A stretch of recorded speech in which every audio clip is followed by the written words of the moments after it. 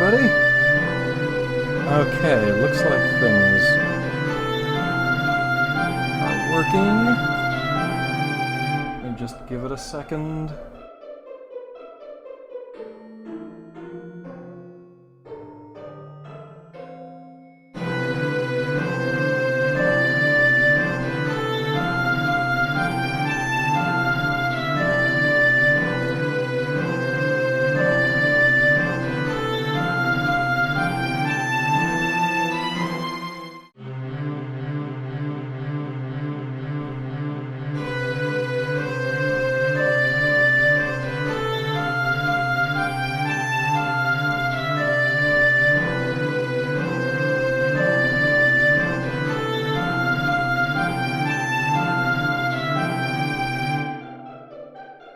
Hey Sasquatchulus, how you doing?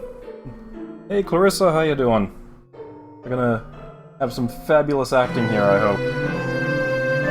Okay, I'm just organizing things. Okay.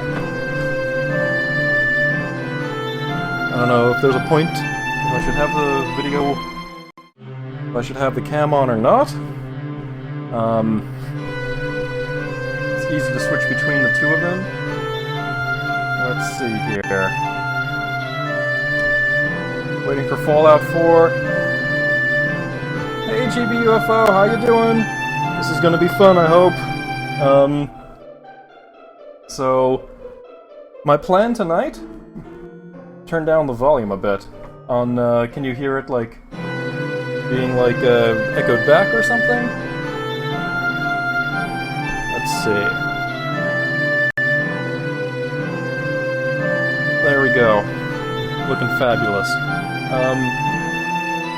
So my plan is to do the two more Sherlock Holmes games.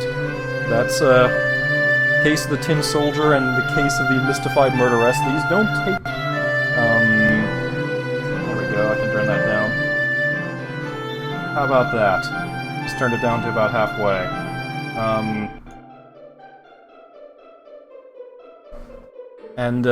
So those games don't take long to get through, and then, depending on if you guys are still around and still interested, I was thinking of maybe doing Dreadout, or Lucius after that. Neither of them are very long games. Down a little bit more? Okay.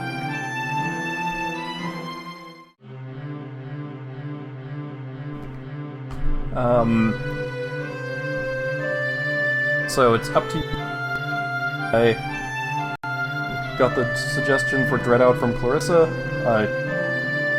Ready. I just haven't played it, and it seems pretty cool since it's an game. I'm not very familiar with Indonesian horror.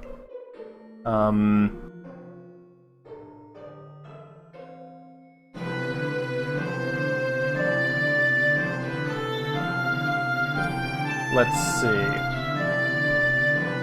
So, let's start this off. This is the Case of the Tin Soldier. Now, I played these games in the 90s. These actually came out for the PC in 1991, 92, and 93, and then were re-released for the Sega CD sometime later, and then kind of disappeared. So, we will see some fine acting here. London is not a beautiful city. Under the soot that covers its buildings is a teeming mass of 4 million souls trying to survive, mostly off of each other. You see it in the paper every day. Thankfully, we have the London Times to keep us informed of all these troubling activities with an unbiased eye and razor-sharp accuracy. We find this publication to be of invaluable assistance in our investigations, and I'm sure you will as well. Among the forces of evil which run rampant in this city, there are also, thankfully, two groups of individuals who will aid us in our cause. As we do, they attempt to right wrongs and restore harmony and civility to the streets of London. The first of these groups is a ragtag association of young ruffians. I call them the Baker Street Irregulars. That smile. Irregulars. They may be scruffy and ill-bred, but they are on the right side of the law. They can go everywhere, see everything, and overhear everyone. They are my eyes and ears in the streets of London, unquestionably a tremendous asset in our work. They will help us in our investigations if they can. The other group is a far more civilized collection of gentlemen and institutions. I call them the Baker Street Regulars. They, too, will be extremely useful in our work. At the start of any investigation, do keep in mind that it is a capital mistake to theorize before one has data. Unwittingly, one begins to twist facts to suit theories instead of theories to suit facts. The people and places to whom I will now introduce you will help us to collect the facts. May we use them wisely. Come, the game's afoot. So I've seen a whole lot of Sherlock Holmes. It's one of my favorite series, and I'm not very familiar with that actor. As far as I can tell, he's only done this.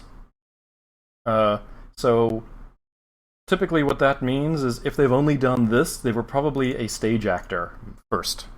And then probably went into this is just a one-time thing. So we went through these guys already.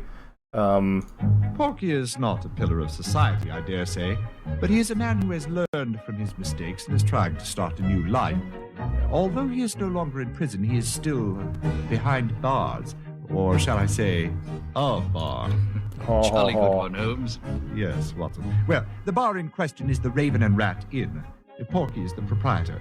He has been of great help to us in the past, and I expect he will continue to be in the future.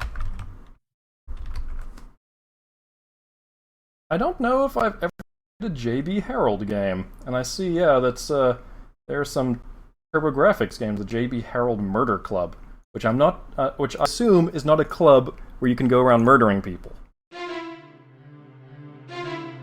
I think you'll find these tools to be positively invaluable as you endeavor to help Holmes solve these cases. So, basically, how this used to work when this game came out, and let's just play this game. Inspector Smithy is greeted at the door of 221B Baker Street by Holmes' housekeeper, Mrs. Hudson. The consulting detective and the good doctor bid him enter. After foregoing a cup of tea, the inspector sits down heavily in a sitting chair and looks to the men with anticipation. May we be of some assistance, Inspector Smythe? General Farnsworth Armstead, one of the 6 surviving Waterloo Tontine ticket holders, has been murdered. Waterloo Tontine? The Waterloo Tontine was a lottery of sorts, Watson. It was set up in 1815 to aid the veterans of the Battle of Waterloo. Wellington's victory over Napoleon. Yes, of course, I knew that. Quite an ingenious plan on the part of the founders. £1 bought a ticket in the name of some young relative. The ticket proceeds amounted to over £1 million. Half went immediately to veterans and their families for medical and hardship expenses. What became of the other half? It all went into an account at the Bank of England, where it's been collecting interest all these years. Very clever. And how does one win this prize? Simply by outliving all the other ticket holders. And now you say one of them has been murdered. Very suspicious.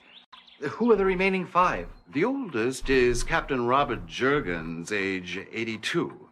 Then there are Anita and Claire Thomas, who are 80-year-old twins. William Rowland is 79, and Peter Dudley is 77. Poor General Armstead was the youngest at 74. Seems as if he would have had the best chance to outlive the others. I recall reading something in the Times about a big to-do involving the Tontine survivors on the 18th. That's correct. The Waterloo anniversary banquet at the Langham Hotel. Why is the name Armstead familiar? He was a noted art collector, I believe. He also authored a well-known book, Treasures of the drawings. Conquerors. Quite right. At the time of his death, General Armstead was working on a revised edition for his publisher, Norgate and Company. It was to contain an entirely new chapter on a fabulous diamond called the Polar Star, which at one point belonged to Joseph Bonaparte, Napoleon's brother. The general had new information which traced the gem to its present owner. Tell me about the circumstances of General Armstead's death. Oh, yes, of course. Well, let me see. At 10 o'clock this morning, the general's valet, David Sennett, admitted a caller to the general's study. Sennett says he did not know the man. He was elderly and spoke with a French accent. Sennett French. told him the general never saw anyone in the morning while he was at work. The gentleman insisted that if Armstead read the letter he had with him, he would make an exception. And so it was. Sennett took the letter in, Armstead read it, and went quite pale. He told Sennett to let the gentleman in. Sensing something amiss, Sennett dawdled in the area of the study for the next 15 minutes or so. Then he heard the distinct sound of swordplay. He tried to enter the study, but found the door locked. Then he heard the crash of breaking glass. He raced to the kitchen and out the back door to enter the study from the garden. By the time he got there, the caller had vanished, and the general was leaning heavily against a shattered display case of military miniatures. Before Sennett could assist him, he dropped a saber from his hand and fell over dead. And I take it the letter, which so upset the general, was nowhere to be found. Correct, Mr. Holmes. Well, we shall put our brains and our feet to the task. There's an abrupt end. So yeah, this was, I'm pretty sure this was shot on video. Now, I mentioned this last time, but basically how it works is you get these points in the top right here, and it's 5 points if you send out the Baker Street Irregulars, and it's 10 points if you go yourself. And the idea is to get as low a number of points as possible while still getting enough clues together so that you can take it to the judge. Because we remember all those times in the Sherlock Holmes series where Sherlock Holmes appeared before a judge, which never ever happened. And that,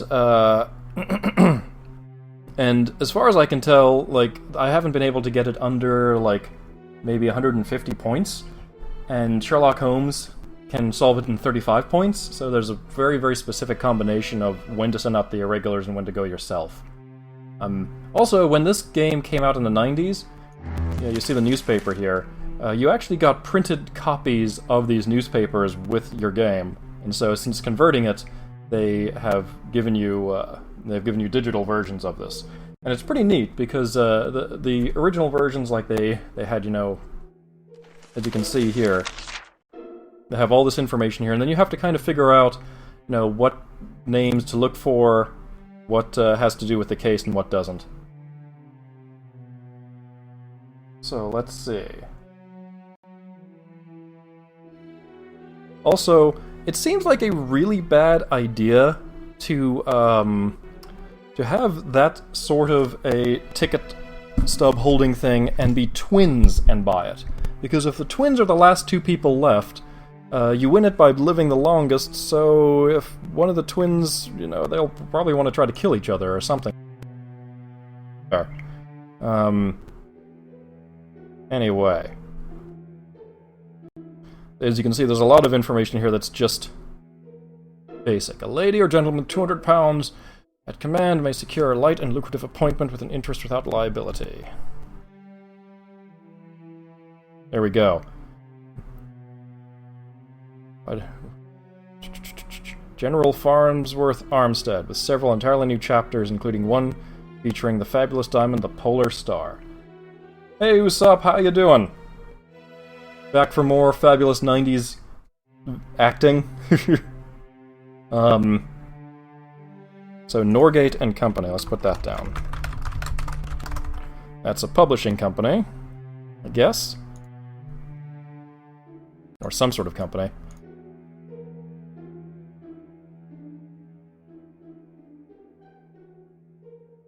Tax strike. There's a new sheep. The pioneer, the self-dubbed pioneer of husbandry? New species of sheep? Oh, yeah, we're going to do the rest of them tonight, because these things move relatively quickly. And then we, depending on how the chat feels, we'll maybe go on to either Lucius or maybe Dreadout. I've been wanting to play both of those. So. Man found dead at a theater. Murdered during last night's performance. May be interesting, but probably not related to what we're doing.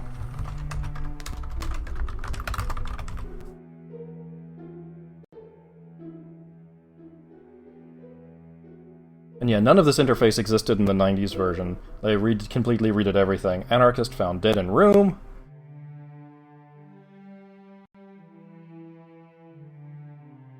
John Bull, a real Jubilee game, the best ever.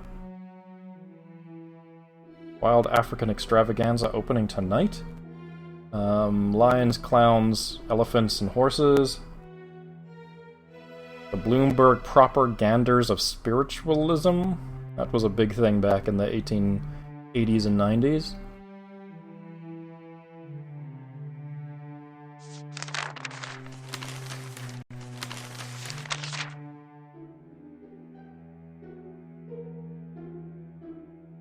Let's see. Funerals.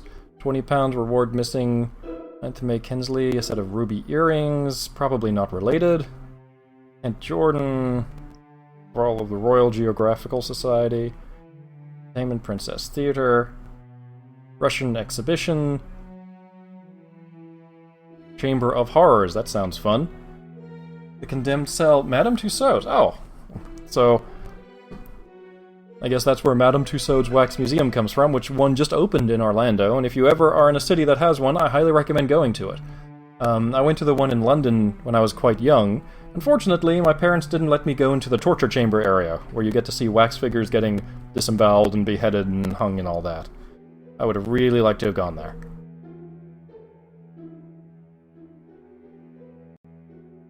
By Constance Nilhus, a raging tale of romance from the pen of a woman. Who would have thought? Bloodhounds, my assistant tracking the Thames murder as a breeder of dogs.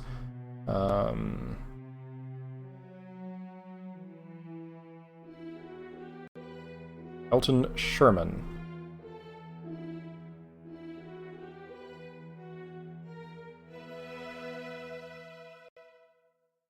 So, nothing here.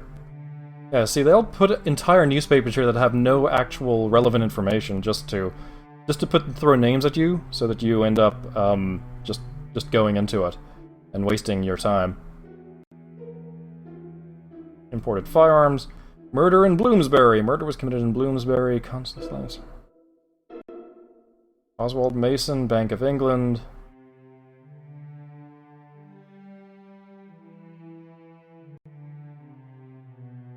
That might be related.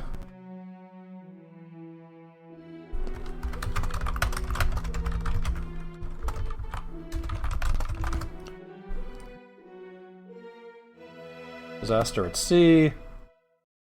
Don't worry, guys, we'll be done with the newspapers soon.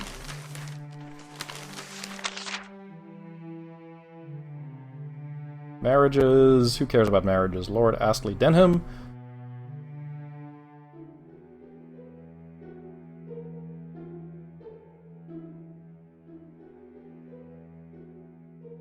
Carl Yommel, acclaimed actor and manager. Waterloo Entertainment. Gallery of Mystery.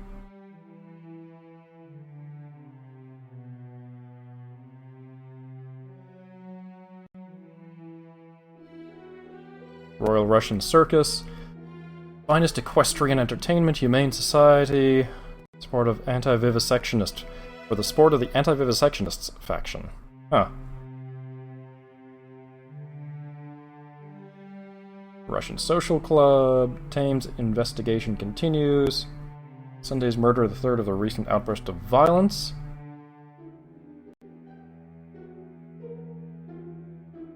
Drury Lane, huh.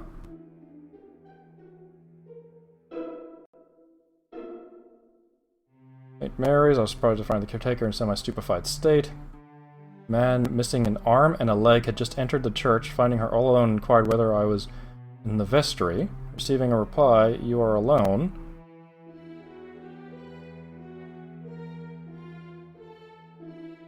Interesting. Das Hagen.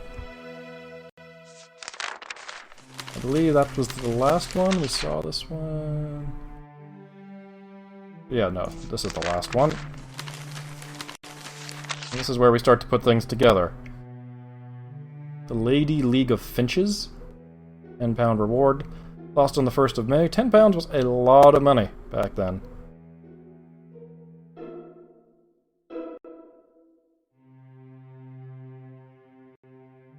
accident to a mail steamer.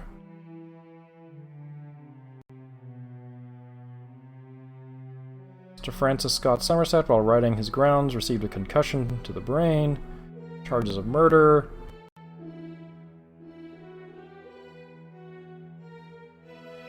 Isle of Man. Capture of slaver.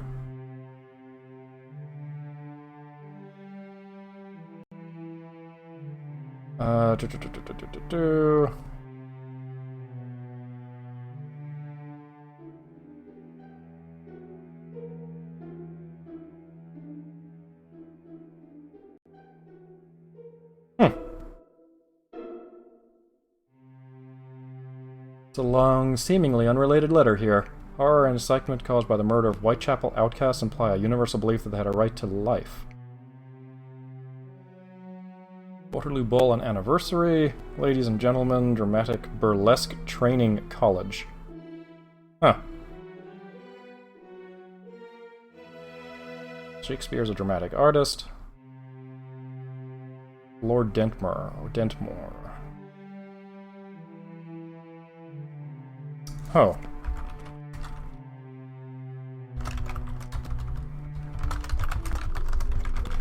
Oh dear, the Lannisters. Back at it again.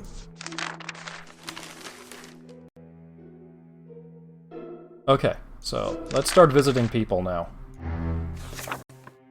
So these are the regulars. Porky Shinwell, Inspector Lestrade, all these good fellows. And then, let's first go to General Armstead. Going to be under the A's, of course. His first name is just General? No, his first name was Farnsworth. Why would he be there as General Armstead? Let's go. The air feels heavy as Sherlock Holmes and Dr. Watson travel in silence to the scene of the crime. I found the General leaning over the display case. He had his saber in hand, the one that usually resides above the fireplace. I understand he was a collector of military figures. Yes, the display in the study shows the last great British charge that swept the French from Waterloo. Is there any significance to the fact that the figure of Napoleon is facing backward? How strange. Perhaps I should go and set it straight. No, don't touch it. Not until the police have concluded their investigation. Oh, yes, of course. I also noticed the portrait over the display case. Oh, that's a good Late picture. Mrs. Armstead. Do I detect a note of hostility? I must admit we did not get on very well. But I might say that Mrs. Armstead did not get on very well with anyone, including the General. You mean they didn't marry for love? Hardly. Lord Fitch, Mrs. Armstead's father, arranged the match. Her dowry was very generous. Lord Fitch would have paid any amount to ensure that he would not be left with a spinster daughter, especially such a nasty one. If there was no love lost between them, why did he keep her portrait in his study? Actually, it was put up there to needle Mrs. Armstead's brother, the present Lord I love these Fitch. drawings. He never approved of the marriage. Even after her death, they were involved with mutual business affairs. They jointly owned stock or some such thing. Tell me, do you know what the General was doing at the time the intruder arrived? Yes, he was working on the new section of his book. The part that concerns the gem, the Polar Star, was very interesting, really. It traces the ownership of the gem to the brother of Napoleon, to the Russian Count Rostov. Unfortunately, the gem was stolen from the Count 3 years ago. As a matter of fact, the General just received a letter from a Pierre Montan, who said that he was willing to divulge the name of the present owner of the gem for the agreed-upon fee. Do you know where Mr. Montan might be found? I believe he's staying at the Bridge House Hotel.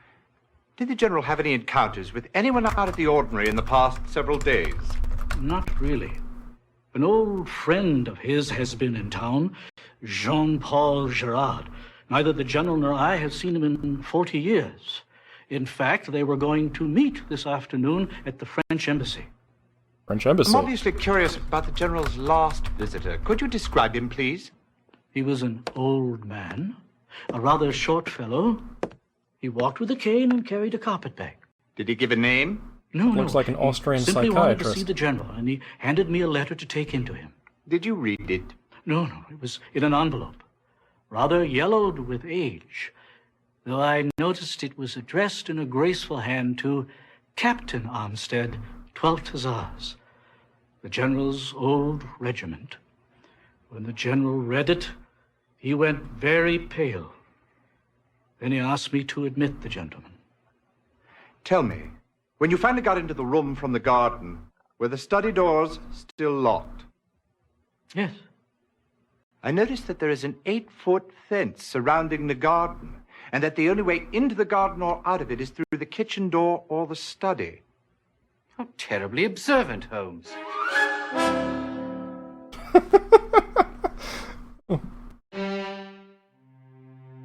So, we got a couple of clues from that.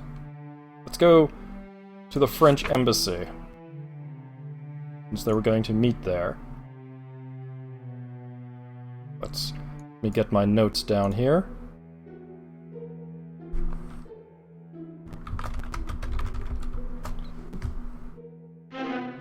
Holmes agrees that a trip to the French embassy might provide some value to their investigation. He grabs a hat and a full pipe and follows the good doctor out the door. Farney and I spent over a year quartered together in France in War College. We became the best of friends.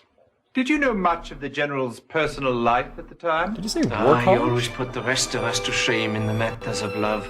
Said it was because we had no horse face to spur us on. Did the General have a passion for horses? Mon Dieu, no. He was engaged to a terribly unattractive woman by the name of Mary Fitch.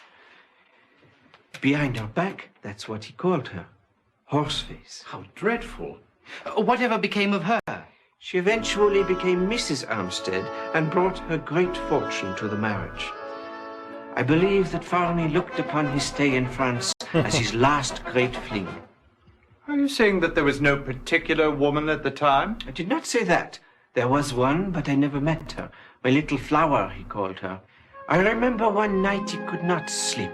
He was slightly drunk, and he kept rambling on about promises that must be kept and promises that couldn't be.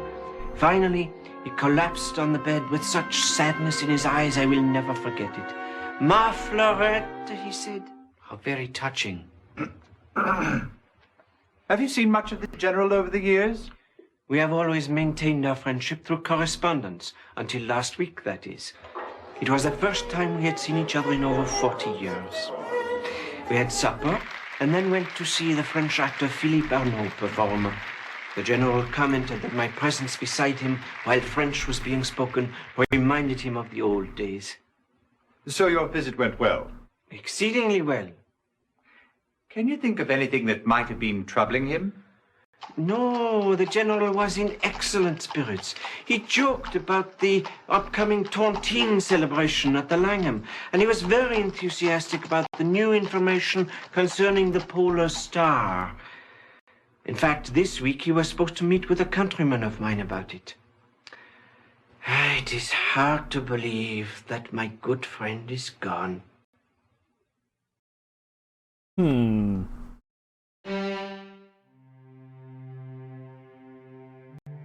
Interesting. So, let's go from there to the, we have the Princess Theater. And let's go and visit,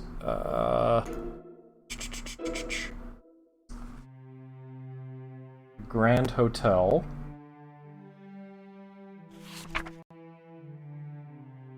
Actually, no. Let's go and visit the. Let's go and visit Finch. Lord Malcolm Finch.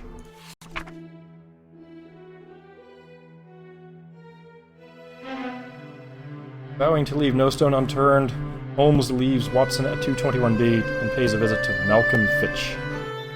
I admit I strongly disliked Armstead. He was a cad who made my sister's life miserable.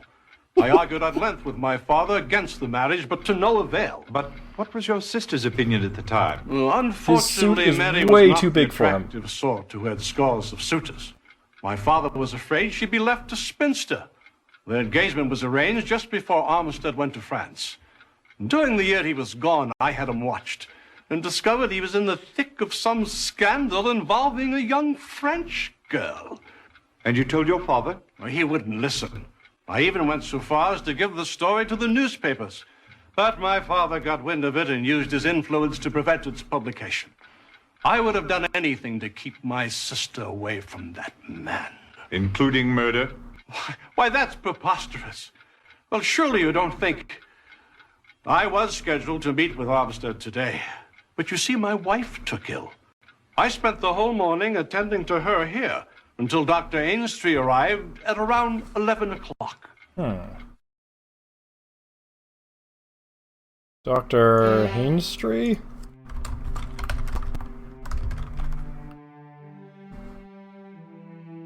Anyway, went to Malcolm Fitch, and let's go to the Princess Theater. That's where they were. Princess Theater. Watson is absolutely giddy, really, when Holmes agrees a trip to the theater would do them well. An operetta, perchance, may allow the mind to rest and strengthen our deductive reasoning. Oh, but you must see Philippe perform. My nephew's an artist, a wonder. He manages to portray the Emperor Napoleon from age 19 until his last days on the island of Savarne. You would swear 5 different actors playing the part, but no, it is only Philippe aging before your eyes. At 48, he's the toast of the continent. Oh. You seem rather young to be the uncle of a 48-year-old man. I am but 8 years older than Philippe, though I can assure you I am his uncle. You might say that our family has a history of late arrivals. Philippe's father was 25 years older than myself, and Philippe's poor sister was 15 years older than he. Why do you say poor? She died many years ago under tragic circumstances. In fact, her mother was so upset over her daughter's death that she was put into an asylum. We received word yesterday from the asylum that she had also passed away.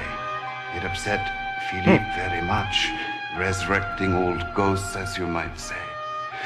But we have been playing for enthusiastic audiences for several weeks. As we say in the business, the show must go on. And Philippe is a trooper. He would never allow it to affect his performance. Can you tell us where Philippe Arnaud is this morning? We should like very much to meet him. Well, he is not here now. Our company is staying at the Grand Hotel. However, I believe today he is visiting the National Gallery. But if you would come back this evening, I will have tickets awaiting, and after the show, you're welcome to come backstage and meet him.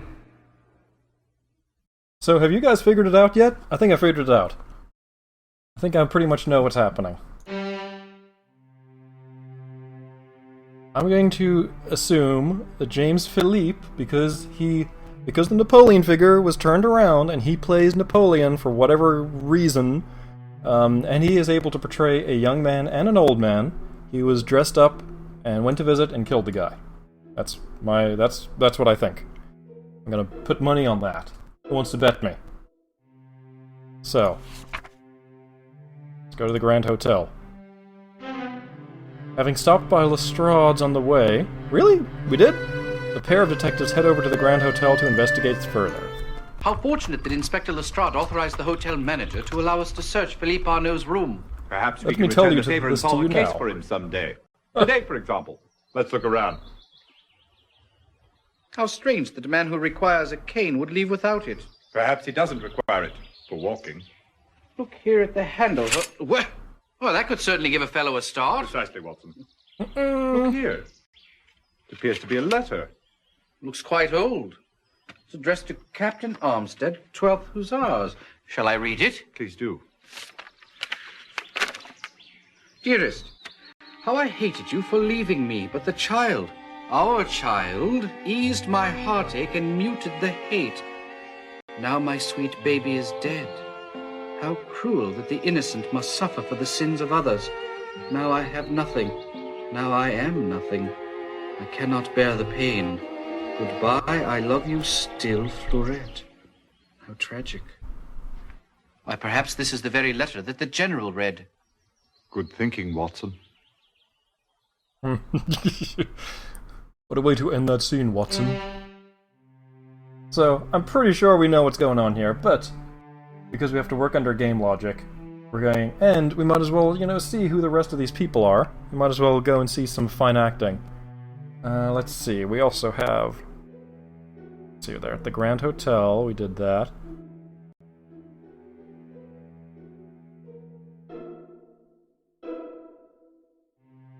Let's see, let's go visit Robert Juergens.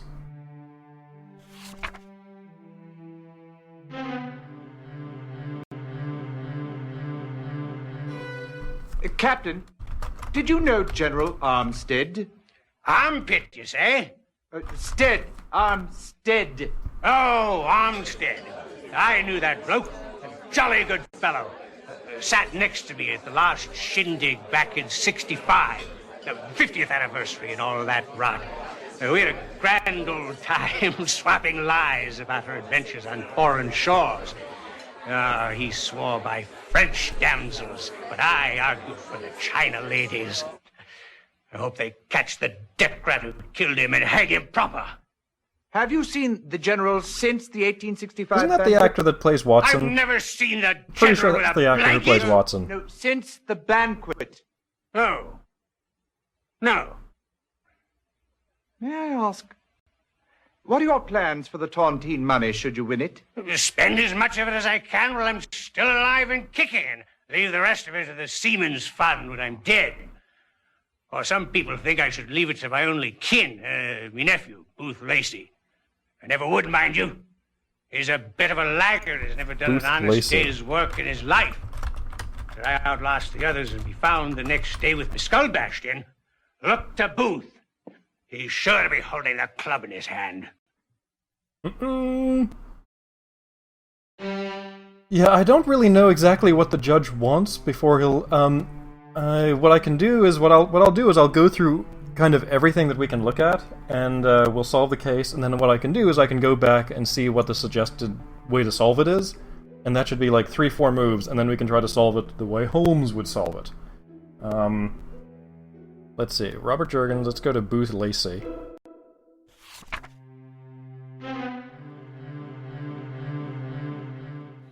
What did you discover, Watson? He wasn't in, Holmes, though his landlady suggested we might try the Red Bull Inn. Red Bull The woman Inn. practically talked my ear off. Went on and on about how Lacey constantly plays up to his uncle, Captain Juergens, who's one of those old gents with a ticket in the Tontine. I thought she'd never hush up.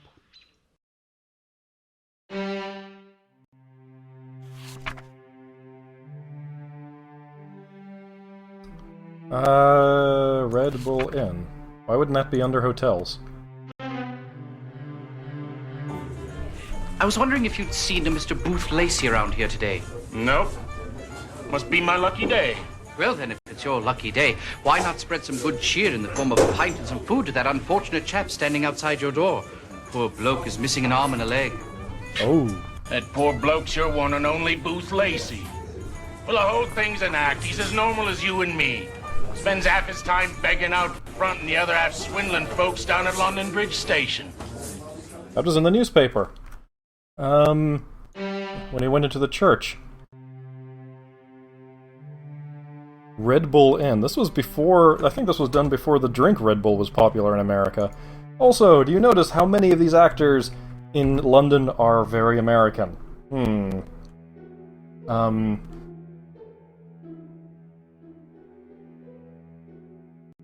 See, London Bridge Station. There we go.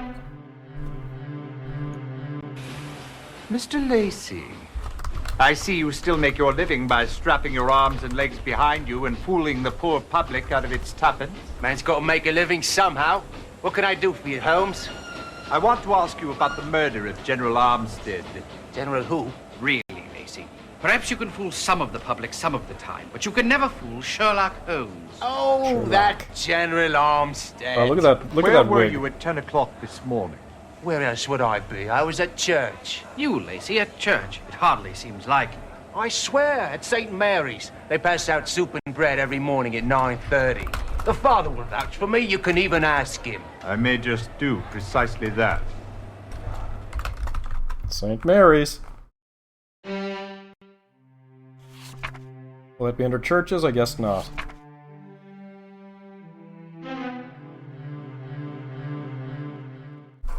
I was wondering, Father, if you happen to know a man by the name of Booth Lacey.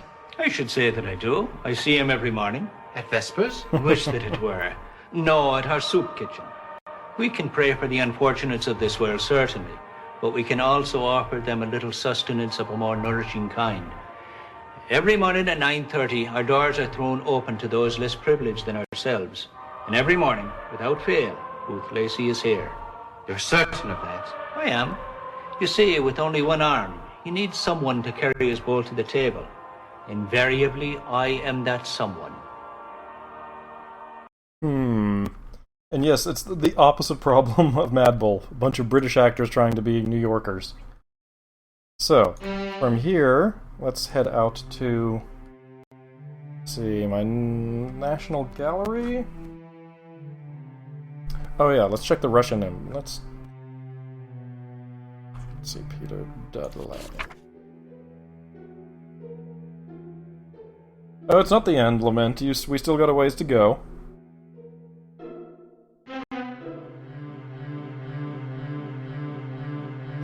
Dudley, Tonti. Now, what can I be doing for you, Governor? I'm working with Sherlock Holmes. We're looking into the unfortunate death of General Farnsworth Armstead. Oh, of course. I've just come off a job I had.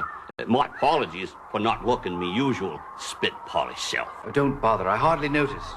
Make yourself at home. I wish the missus were here and offer up some tea. That's quite all right. I won't keep you long. Heard about the general. Didn't know him, of course.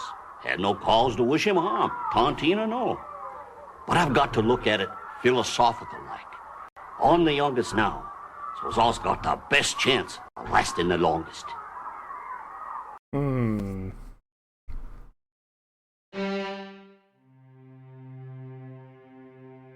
So that's one of them. Let's see, it was also Roland.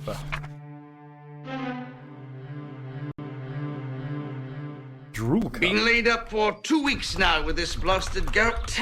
Such a nuisance. Have to be carted about by my valet. Perhaps you should try avoiding those rich foods. Jeez. Awfully sensible. That hair. But I always say might as well eat what you want now, because who knows what they'll be serving hair. upstairs. Oh, quite so. Mr. Roland, did you know General Armstead? Not personally. I knew of him, of course. Our little group has become quite small. Terrible about his death. Me, I hope to die at the dinner table. Provided that doesn't happen any time in the near future.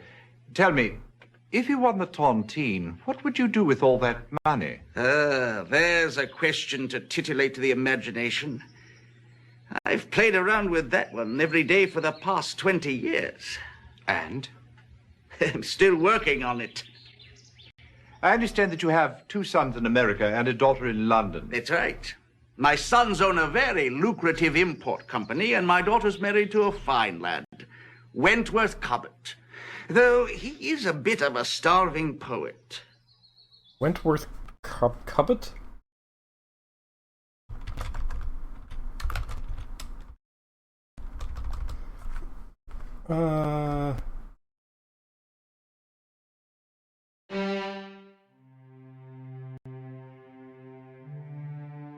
A lot of hotels to go to. Let's see. Let's go to Ainstree. Holmes is not convinced. We understand you were summoned to Lord Fitch's residence this morning. Quite right.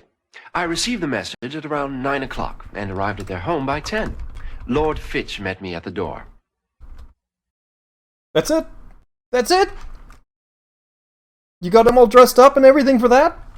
For 10 seconds? Well, that was useless. Okay. Well, you're right, Holmes. That was pointless. Let's go to the Thomases, those twins that are going to kill each other.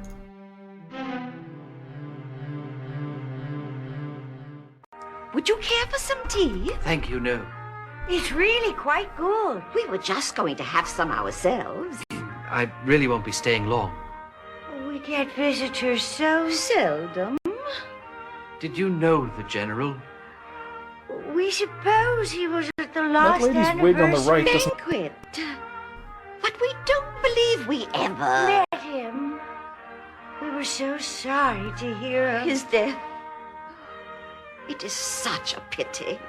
Well, so, I imagine you ladies have thought about what you'd do if you won the tontine money. We have no living relatives. You would kill each other. So there's no one to share it with should we win.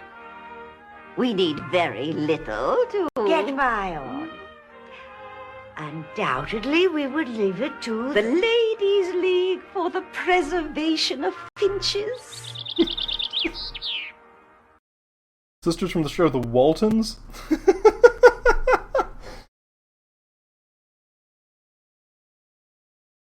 Let's see, how about we visit the Russian embassy? So it would be under embassies. There we go. Count Rostov, Watson. Count Rostov, Holmes? According to the woman at the embassy, he is the only Russian national who has arrived in London in the past few days. But how will we find him? He is staying at the Kaiser's Royal Hotel. Kaiser's Royal Hotel. Did you deduce that, Holmes? Elementary, my dear Watson. I asked. There we go.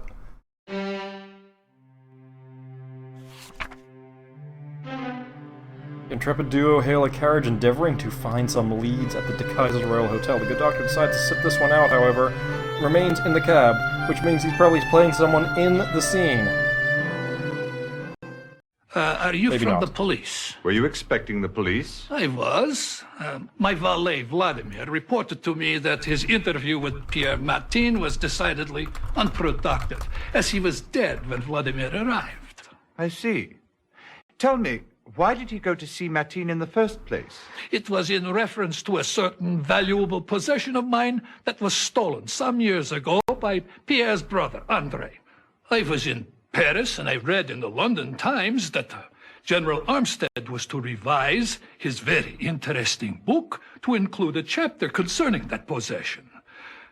Originally, I came here to visit him. Then, how did you discover Martin's whereabouts? Shall we say, someone made me aware that Martin was also in London, that he was the general source of information.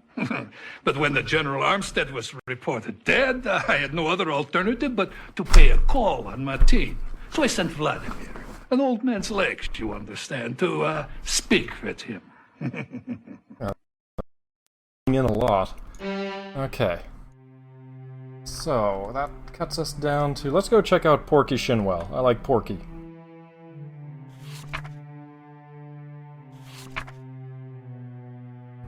I like how he is in the directory as Porky Shinwell. What is Porky short for? Bloody shame it was about General Armistead's death. How touching, Shinwell. You're really grieved to see him pass on. Well, sure, I had me money on him. I should have trusted me instincts and gone with one of the ladies. Captain Jurgens doesn't seem to have had much of a following, even at 25 to 1. Nah, that's just Booth Lacey and his cronies, and that's really a sentimental bet. You see, Jurgens is Lacey's uncle. Okay, so let's go to Bridge House, and then I think we can. How in the world did you hear about it so soon, Mr. Holmes? The body's still warm. Couldn't have happened more than 10 minutes ago. Body? What body? Well, the one what's upstairs in 203. We're here for something else, actually. Looking for Pierre Martin. Well, that's the very fellow what was done in. Tell me, young man, do you know what transpired?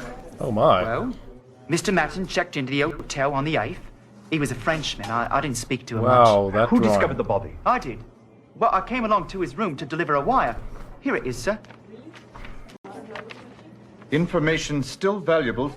See me, Wells, Osborne, Norgate and Company, publishers. Tell me, did you see anyone suspicious hanging about? No. No, sir. Well, actually, now that I think about it, there was a rather large man with a foreign accent. Russian, I think. He said that he wasn't sure about the address and that he'd only just arrived in London. He asked for Mr. Martin, and I sent him straight up. Well, he was rather well-spoken and well-mannered. I didn't think anything of it at the time. A few minutes later, he came down. He was practically running. I saw him go out the front door and hail a cab. Was there anything amiss in the room? I'll say. An inkwell was toppled on its side, left an awful mess on the carpet. Big blue spots and inky footprints right the way to the door. The manager will be in a fret when he sees it. Fortunately, there was no blood. Perhaps he was strangled. Yeah, that's quite something, that Russian, right? So I think we have enough here. I think we've had enough for a while, but as you can see now, the points go up and up and up and up. The game is also kind enough to give us, write down the notes for us. Yeah, I believe that Sherlock Holmes' score is about 35 or so. Whisked away to the Queen's Court. Hear ye, hear ye. The Queen's Court now stands in order. I see we have the pleasure of your company, Mr. Holmes. I understand you've been investigating the murder of General Farnsworth Armstead. That's correct, my lord, and I believe I have solved the case. Do you now? Well then, tell me, who murdered the General? Pretty sure it was James Philippe.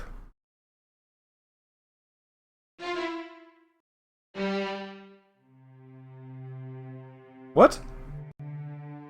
Whoops. I got that wrong. My mistake. Here. It was not James Philippe. It was, your company, Mr. Philippe Holmes. Arnoux. My I mistake. understand you've been investigating the murder of General Farnsworth Armstead. A brilliantly logical deduction, Mr. Holmes. What was the motive? Now tell us, why was the General killed? To avenge the honor of Arnoux' sister. I would think that it would be for the tontine, but I'm pretty sure it's the sister thing. Now, tell me, gentlemen, what was the General trying to say when he turned round the figure of Napoleon? His murderer was the actor who was playing Napoleon. Rather clever of the old boy, what? Indubitably. A man who keeps his wits about him to the last has my undying admiration. I was wondering, just for the record, could you tell us what the General used to call his wife? What does this have to do with the case? At all. I remember that. It's terrible, but what does that have to do with anything? Well, you've done an admirable job in resolving this mystery. I'd say you're on a par with just about any other armchair detective out there. I would suggest, however, that you rethink this case again, thereby improving your sleuthing skills. Thanks, Judge. You must be slipping, my dear Holmes. But in any event, I'm breathing Holmes' easier. score is 40. At least we got our men. See Holmes' solution? You say you've come up with a solution, and yet you sit there calmly cleaning your meerschaum. Please, Holmes, tell me what you've uncovered. Of course, Watson. It's quite simple, really. The most intriguing fact about this murder was the method. Mr. Sennett's report that he heard the distinct sound of swordplay struck me as most odd. It suggested The an judge is affair a of jerk. honor. At General Armstead's home, my suspicions were confirmed. The old letter addressed to Captain Armstead, a rank he'd held some 40 years ago, suggested that it must have concerned something from the past, something that was clearly upsetting to him. That was the reason for the duel. But how can you be so sure there was a duel? Simple reasoning, my dear Watson. The General had time to place his chair against the wall, climb upon it, and retrieve a saber. The murderer allowed him to arm himself. A duel is the only They event did reuse the footage of the judge from the last Are game, you sure the caller carried a sword? I thought all he had with him was a carpet bag and a cane. You Perhaps saw it the only cane appeared to be a yourself, cane. you idiot. Ah, yes. The intruder was described as an old man, yet he left the premises over an 8-foot wall. Clearly he was in disguise, and carried off the ruse with enough expertise to completely fool the General's manservant. The carpet bag must have been used as the receptacle of the disguise when it was no longer needed. Positively clever of you, Holmes. But what made you think it was Arnaud? Well, since we were looking for someone adept at the art of disguise, Gerard's mention of the actor Philippe Arnaud struck a chord. Also, Arnaud plays Napoleon. No small coincidence. What are you getting at, Holmes? When the General turned round at the figure of Napoleon, he was trying to tell us that his murderer was Napoleon. Or rather, the actor playing Napoleon, Philippe Arnaud. So Arnaud killed the general to avenge his long-dead sister's honor. Ah, well, unlike most of our cases, this motive was closer to the heart than to the pocketbook. Quite so, Watson. When Arnaud's sister Fleurette was an impressionable young girl, she fell madly in love with the dashing English captain. When he left, she took her own life. So pathetic. Wait, there's more. Fleurette's grief-stricken mother went mad and was sent into an asylum. Thus, in the twinkling of an eye, little Philippe Arnaud, who was but a child himself, lost both his mother and his sister. It's so sad. I'm sure he was too young to understand the circumstances that caused it. Yes, but 4 decades later it all became clear when he found a letter written by his sister.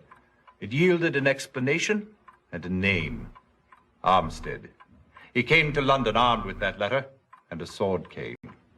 But he was here for several weeks before he did the deed. Yes, and he might not have done it at all had it not been for the news of his mother's death. That was the final blow. He went straight away to the general's home to take his revenge. Voila. Positively brilliant, Holmes. How do you do it? With his pipe cleaner, of course. What? Okay, I'm pretty sure I know how to get that to Holmes' level, so this should only take a second. I'm pretty sure we just have to go to Armstead. Seen that. Then we go to the French embassy.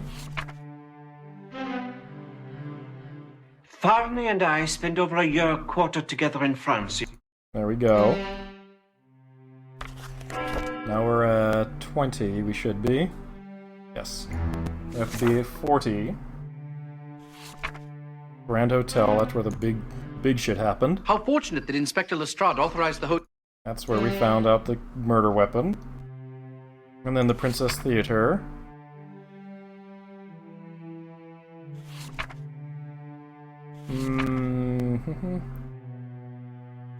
Whoops. This is who we find out who the killer is, really. Now, we should be at 40.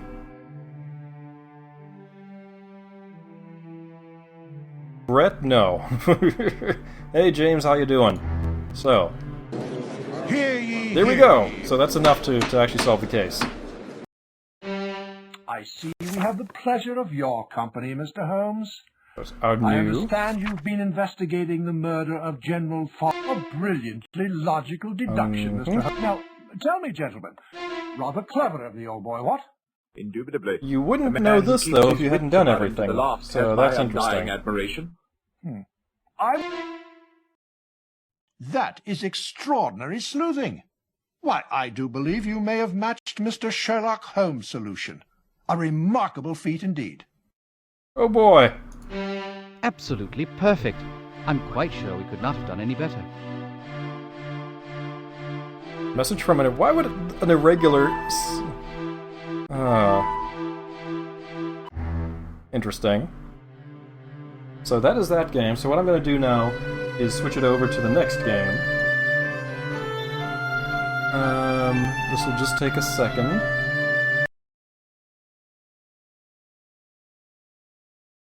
This is the case of the mystified murderess. Should be interesting.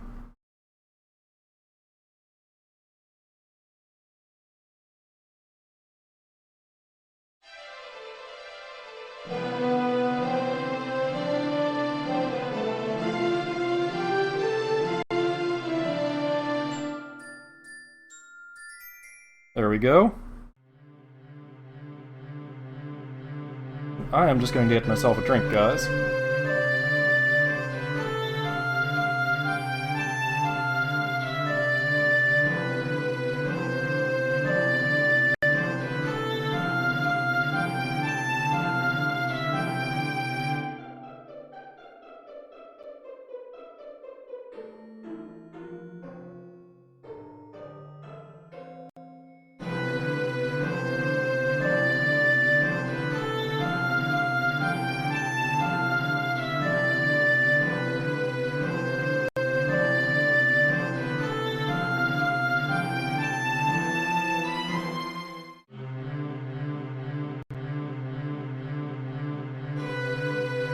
Okay, guys, back. So, I'm pretty sure this is the same, right? London is not a beautiful city. Yes, we saw that already. So, we can just start this. Within the sitting room of 221B Baker Street, Dr. John Watson recounts the daily news for Holmes as the great detective listens, hoping the Times contains a case worthy of his sleuthing skills. Society burglar strikes again. Series of burglaries. 6 over the period from June 2nd to June 17th. On July 2nd, the 7th occurred at the home of Sir Sanford Leeds. Cleopatra tiara stolen, it says. As in the other cases, no sign of extensive search by the thief, and only one piece of jewelry involved. Victims elsewhere at the time. Here's a complete list of the particulars, Holmes, if you'd care to read it. I believe you'll find him in the study. How do you do, gentlemen? I am Lord. Gerald Locke. Please be seated, Mr. Locke. How can we be of service? 3 days ago, Guy Clarendon was found murdered at Halliday's. It's preposterous, but Miss Frances Nolan has been charged and is being detained at the criminal court, Old Bailey. Frances Nolan. Frances Nolan. Ah, yes. Sister of Loretta Nolan. Only surviving heirs of Sir Malcolm Nolan, founder of the Aberdeen Navigation Company. I seem to recall that Sir Malcolm and Lady Nolan were killed when some lunatic threw a bomb into their carriage. It seems to me that later I heard something about it being a case of mistaken identity. Wasn't one of their little offspring in the carriage with them at the time? Yes, it was Loretta, Frances's sister. She was only 4. Miraculously, she was uninjured. Mr. Locke, I've heard that you are a suitor for Miss Frances Nolan's hand, are you not? Yes. And was it not also true that she was being courted by Guy Clarendon? Unfortunately, yes. Have you any idea why Frances Nolan was charged with the crime? Well, she was discovered over the body with a pistol in her hand. That would do it. But you don't understand. Frances is totally incapable of murder, not even of a scoundrel such as Guy Clarendon. Scoundrel? I hope I'm But not. He's from such blue blood. Also, if I'm not mistaken, he's an accomplished batsman for the West London Cricketers, a ranked fencer in international competition. He was also a bit of a bounder, Watson. What an understatement. Guy Clarendon was excessively fond of cards and strong drink. His father had all but That looks like disinherited Christopher him. Reeve. I tried to tell Frances that Clarendon was no good, but to no avail. And now look at the mess she's in. Will you help? Most certainly. Well, I think we know who the murderer is already, but let's go through. We're not going to go through all of these, we're just going to go through them quickly. Pretty sure most of these are pointless. The cholera.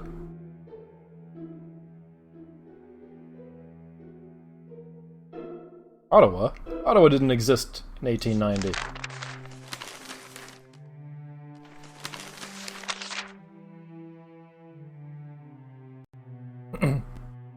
Hey, it's the #1 sports fan. How you doing?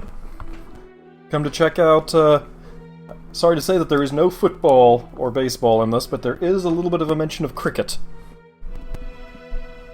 How you doing, Onikuno? Let's see here. Okay, nothing. Memorandum, Patricia Orgorzalek. What? Orgorzalek? How do you pronounce that?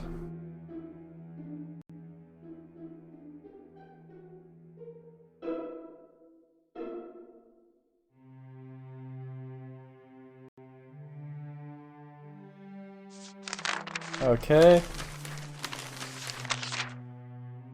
You had this game on Sega CD, yeah. No, I had it on PC. Did the Sega CD version come with the printed newspapers, or were they also digitally done like this? Lions murdered in Hyde Park. Glasgow. More about Ottawa. Egypt. Society burglar. This is unrelated. Accident on the docks. Oh, it was digital? That's probably a good thing. I think I lost those newspapers a long time ago. Physical ones.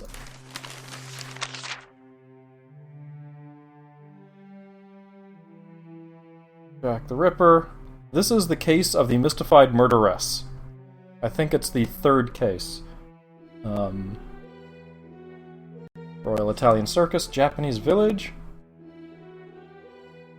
Sporting and second hand.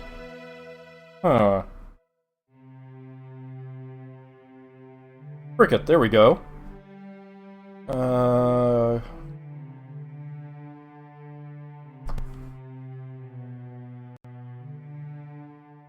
I'm pretty sure that all the cases came on that Sega CD, right? It wasn't like you had to buy 3... Because when I bought it, you only got the first case.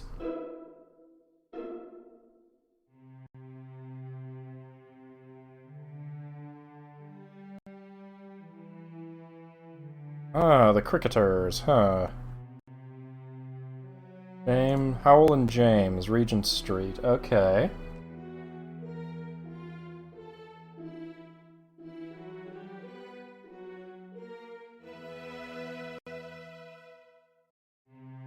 Okay, let's go and do some sleuthing. Yes, the Mummy is the first case. We did that one I think last week. That's the one that I played actually on I believe it was the Tandy. Oh, it was a bear to get anything to run on that thing. Let's see. So Sir Francis leads. Well, we have to go to Clarendon first. So Clarendon is the... I'm pretty sure... let's just assume he's the murderer.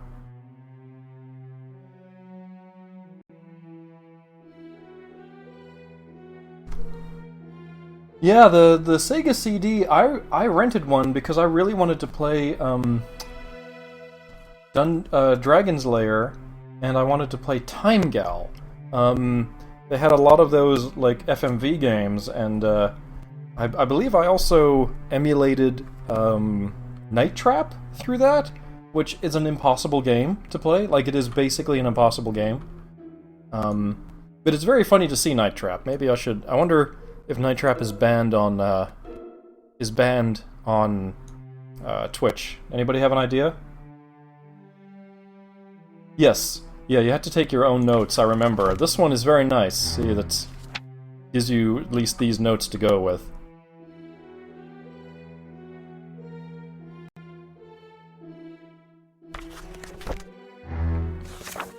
Let's check out Clarendon.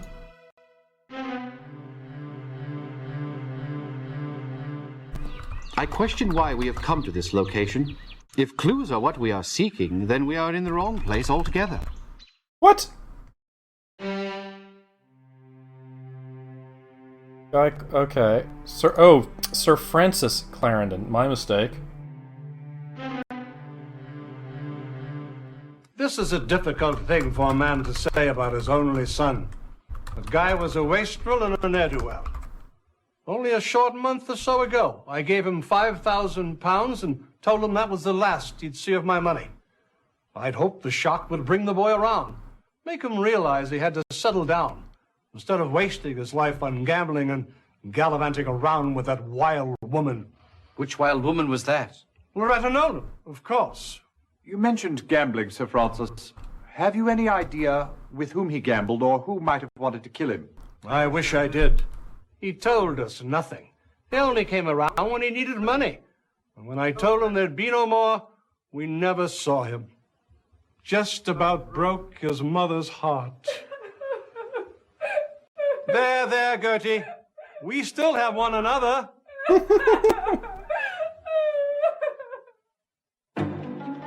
Moments later. I've something you ought to know about Master Guy. One morning, rather early, about 4 or 5 weeks ago, I heard a terrible clatter downstairs, so I came down to investigate. It was Master Guy just coming home. He was in a terrible state, all battered and bruised, with a fresh cut on his forehead. I asked him who did it to him, and he wouldn't say. I think he was afraid for his life. Yeah, Guy Clarendon is dead. I thought that you would go there and like look at the area for clues or something like that. But anyway, so let's go to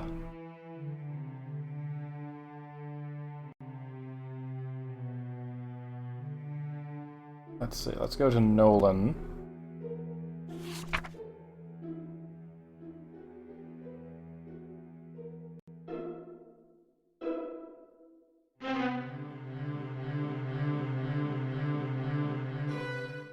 Tell us, who was at home on the evening of the 1st? Well, just Miss Frances, sir.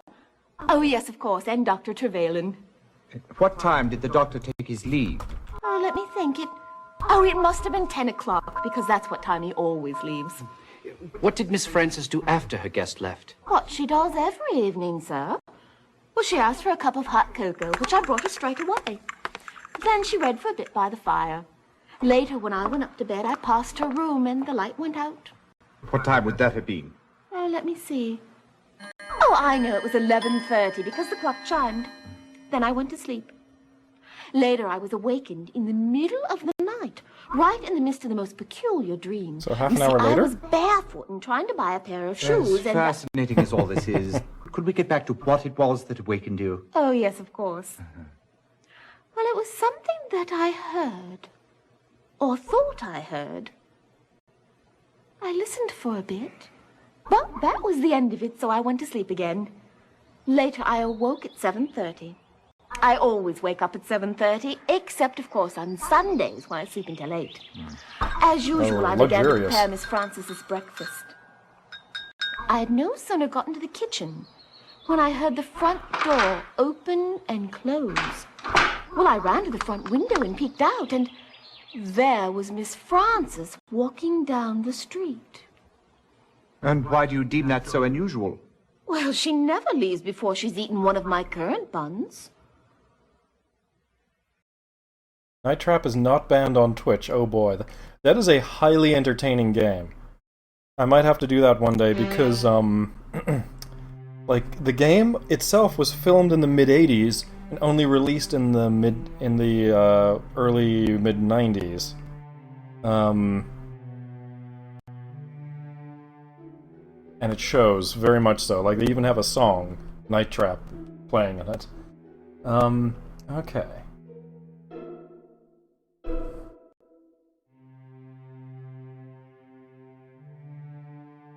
I make my video Marky Mark and the Funky Bunch?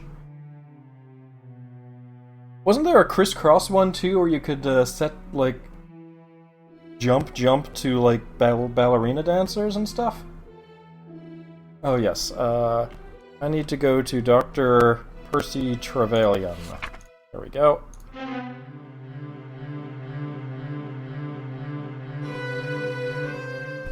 Doctor, we understand that you dined with Frances Nolan on the evening of July 1st. Yes, that is correct. We dine every Sunday.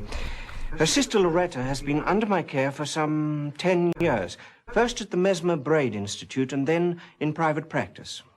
Without breaching physician-patient protocol, would you mind telling us the nature of her illness? She never quite recovered from the overwhelming trauma of watching her parents being blown to bits. I quite understand. As is often the case with young orphans, they tend to create fantasies about their parents. Miss Loretta Nolan truly believes that her father was the King of England, making her a princess. Do you think her unconventional behavior stems from that fantasy? Absolutely. As a princess, she believes she can do no wrong. I must say that she's worlds apart from her sister Frances. Do you know Frances Nolan well? Yes, rather. Through my treatment of her sister, I've known her for years. Let me say that it is difficult to believe that Miss Frances is capable of murder. She has a quiet, unassuming personality. An act of such direct confrontation would not be at all in keeping with her character. Were Loretta and Frances close? I know without a doubt that Miss Frances loves and cares for her sister almost as a parent would a child. Miss Loretta, well, she loves her sister as much as she is capable of love.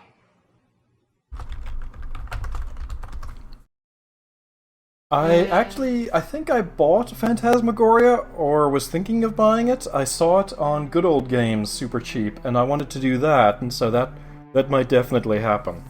That will definitely happen. See, I think we need to go to Loretta Nolan, too. But we'll see.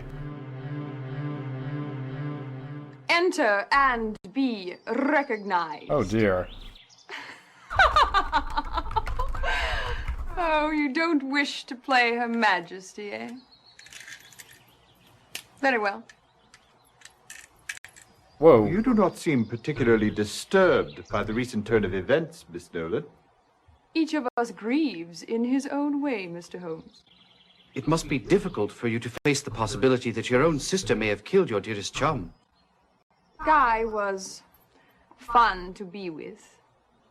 And as for Frances, I love her dearly, but, well, it's funny to think Miss Right and Proper has finally gotten herself into a bit of a jam. Yep. Miss Nolan, may I ask, when was the last time you saw Guy Clarendon? Let me think. I believe it was the Richmond's party last Thursday. Yes, I'm sure of it. Richmond's. God, we did cut it up a bit there. And after the party? We did not go home together, if that's what you're implying. That would have broken Frances's heart. She was head over heels for Guy, you know. She had some foolish notion that he was going to marry her. Not that someone like him ever would. But I do recall her saying, and it might have been the night of his death, that she was going to have a talk with him about their future. Uh-oh.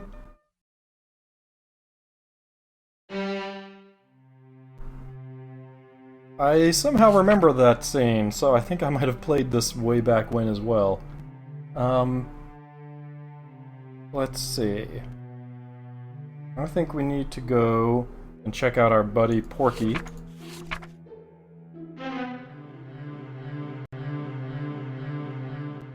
Sure, I remember Clarendon. He and his lady friend used to stop in here from time to time. Usually on their way to Kilgore's gaming parlor or coming back from it. Rumor has it, Clarendon was into Kilgore for a sizable sum. Do you happen to know how much? £7,000 was the figure I heard. Got to the point Kilgore wouldn't allow him in the door. Clarendon made a big fuss till Gus Bullock stepped in. Clarendon backed down pretty quick. Don't blame him none. Nobody in their right mind would want to mess with the likes of Gus. Do you think Bullock was involved in the murder? Nothing you could tell me about that bloke would surprise me. Anyways, Kilgore makes it clear to Clarendon that he wants his money. Then, a month or so later, Clarendon comes in all smiles, and he and Kilgore getting on like chums. Figure Clarendon must have paid him back. Then, Calvin Leach steps into the picture. Now, who's Calvin Leach? Leach deals in what you might call stolen property. Calvin Square Leach. dealer, too. Give you 1/2 the value of the article. What does Leach have to do with Clarendon and Kilgore? Usually nothing at all. But there it is. Leach, Kilgore, and Clarendon meeting late at night just as thick as thieves. The meetings continued on right up to, well, the night before Clarendon's death. Very interesting. Now, we've been standing here jawing, and I don't recall hearing anybody order nothing. What'll it be, mate?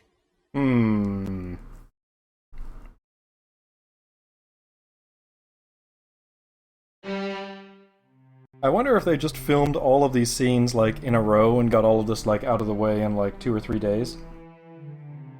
So, there's a couple of people we gotta go and see. Let's see here.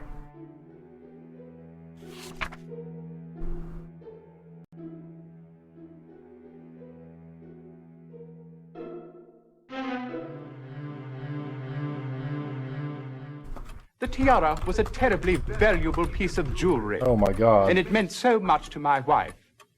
She has been under a doctor's care since the theft. In fact, just yesterday she took a room at the hospital. Oh, I'm sorry to hear that. Is she prone to bouts of nervousness? Perhaps lately it seems so. She was absolutely undone when young Clarendon poured champagne down the borders of her gown at Richmond's party. Come to think of it, that was the last time she wore her tiara. She was so proud of it. And several of the ladies at that party admired it openly. Where did Lady Leeds keep the tiara when she wasn't wearing it? In the bottom drawer of her bureau, where she kept some of her more frilly undergarments. Were there any signs of a search? Drawers left open, that sort of thing? No, and that's what strikes me as so peculiar. It's as if the burglar knew right where to look.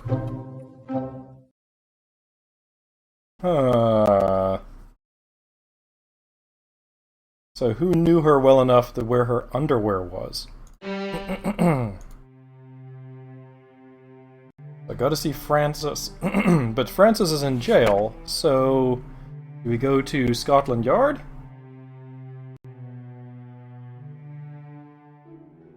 Let's see, I'm just looking at some of my notes.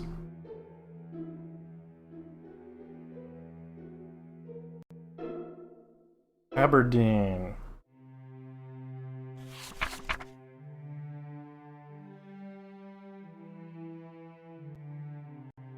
Oops. Criminology lab and criminal investigations. Let's see. Oh, and Somerset House, of course. But we need to go to Aberdeen. Under shipping companies. There we go. Aberdeen Navigation.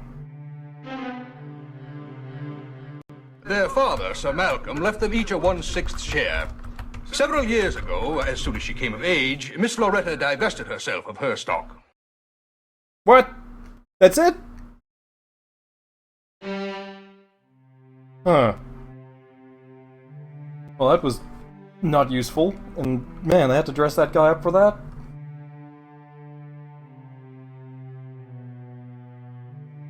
Oh, I really want to go to Madame Tussauds, but it's completely unrelated to this case. So, let's see.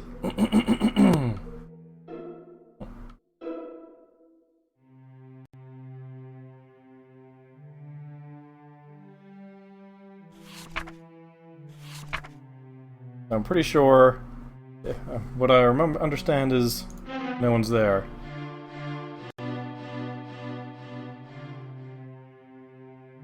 Old Bailey.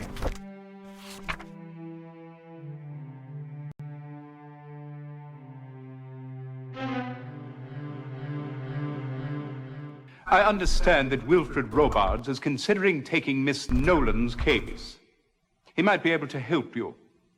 If you'd like, I can arrange an interview with Frances Nolan. She's being held downstairs, you know.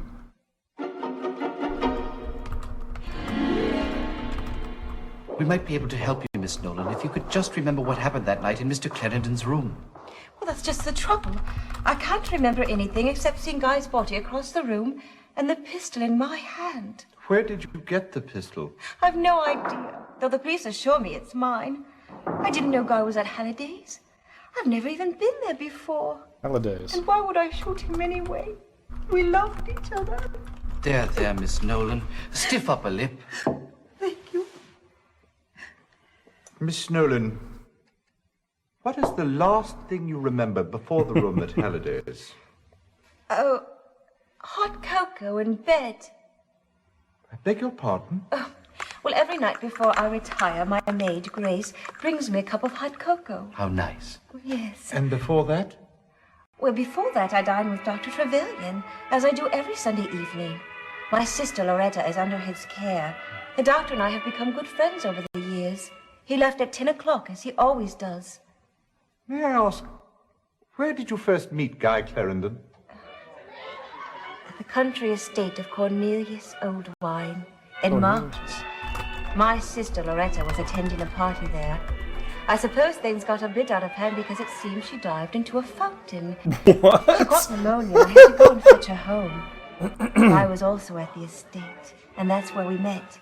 And he immediately began paying court to you? Oh, heavens, no. Nobody seems to take much notice of me. I suppose that comes from having such a wildly attractive sister. Or a That's really why bad I was so wig. surprised when he called a few weeks later.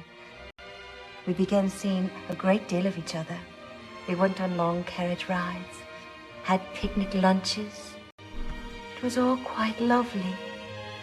And then on the 5th of June, he declared his love for me and asked for my hand in marriage. I was so happy. I I couldn't have killed him. How do you explain your presence at Halliday's? Well, I can't. It's just like the other 2 times. You've had memory losses before. Yes, twice in the past month. The first time I found myself atop a horse in Hyde Park, with no recollection of how I got there. The last thing I remember was having lunch with my sister Loretta. Then there I was, atop a chestnut mare. How peculiar. The funny thing is, I'm terrified of horses. You mentioned there was a second time. Yes, a few days later, I met with my solicitor, Hiram Davenport. Then the next thing I know, I'm at the Newgate Street station. I consulted my physician, Dr. Mason, and he was quite as baffled as I was. One last question, if you will. What is your relationship with Gerald Locke? Oh, Jerry, he's a dear old friend. Though I'm afraid we had a falling out of late. He said some very unkind words about Guy. These things cut off so quickly. Well, let's check out, there was a lot of stuff though. Let's go to the hotels. Halliday's private hotel. Since the private hotel plays such an important part in the murder of Clarendon, Watson insists that they pay Halliday's visit to Watson's surprise. Holmes agrees. Clarendon? Poor chap. He arrived on the 29th day of May and was given a front room on the 3rd floor. 2 days later, he asked to be moved to Suite 205. To your knowledge, did he have any visitors? Only 2 that I'm aware of. One was a most disagreeable fellow. He was rather large, had a thick walrus moustache, and a very prominent scar down his cheek. He arrived on the 1st of June, the very day of Mr. Clarendon's move. He simply came in, sat down in the lobby, and waited. 20 minutes or so later, Mr. Clarendon came down from his room. The big man yanked him aside. I was about to send for a bobby when Mr. Clarendon signed me that all was well. After a few minutes, they left together. I never saw the man again. His other visitor, who came by quite frequently, was a most striking woman. She was quite fashionably dressed. She had a most distinctive laugh, very full and deep. I've no idea who she was. That was Loretta Nolan. Tell us about the morning of July 2nd. It was about 9 o'clock when a woman entered. She was rather plain-looking, and I wouldn't have noticed her, except for the fact that she came in the front door, looking neither left nor right, and proceeded directly up the staircase. It couldn't have been more than 30 seconds later when I heard a bang, followed by a woman's scream. I dashed upstairs to the 2nd floor. The door to room 205 was open. Inside, I found the body of Mr. Clarendon and the woman who'd just come up. She was lying in a swoon in the center of the room with a pistol in her hand. I revived her with some whiskey. When she came to, she was totally disoriented. She had no idea where she was or what she'd done. When she saw Clarendon's body, she let out a shriek and dropped the pistol. I summoned the police. Tell me, at what hour are the hotel's front doors locked? Oh, 10 o'clock, sir. Anyone who arrives after that has to be let in by the night staff. Of course, Mr. Clarendon was never one of those. He was always in his room before 10. Let me see his room.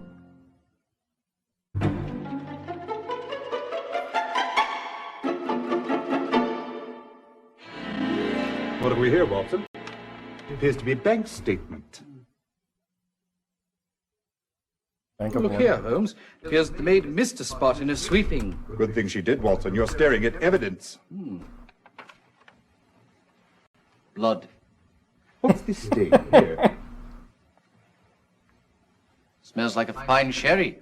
Looks like someone's Really? been celebrating. The question is, was it with the body or over it? Nothing much here. Couple of shirts and 3 pair of shoes.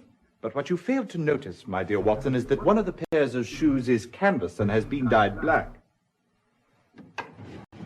Interesting. A sweater and trousers. An ensemble in black. Not much of a view. All I can see is a brick wall of the building across the alley. Ivy vines winding up a trellis. Interesting.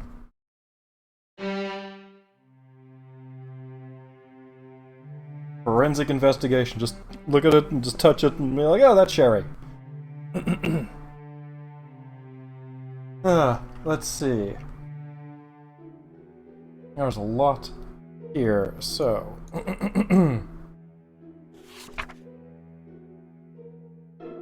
There's a Davenport. Hiram Davenport. So, sorry to have kept you waiting, gentlemen. I assume you are inquiring about the Nolan girls. Yes, we are. How long have you been their solicitor, Mr. Davenport? Actually, in practice, I am serving that function only for Frances. Loretta has not sought a word of my advice since she came of age and was able legally to get her hands on her trust fund. Had Loretta the presence of mind to follow my good counsel, I'm certain she would be in a far better financial situation today. Do you recall a meeting with Miss Frances last month when she blacked out? Well, I did have a very odd meeting with both Miss Frances and Miss Loretta several weeks ago. How so? Well, I wouldn't say she blacked out as such, but she did leave rather unexpectedly. We were in the middle of our discussion when I was called out of the office. I was gone not more than 20 minutes. When I returned, Miss Frances had a very strange look in her eyes. She mumbled something and promptly left. Miss Loretta laughed that very disturbing laugh of hers and departed as well. I think we know what's going on here. What do you guys think? I've got a pretty good idea of what's happening here. Let's see. Let's go to old wine.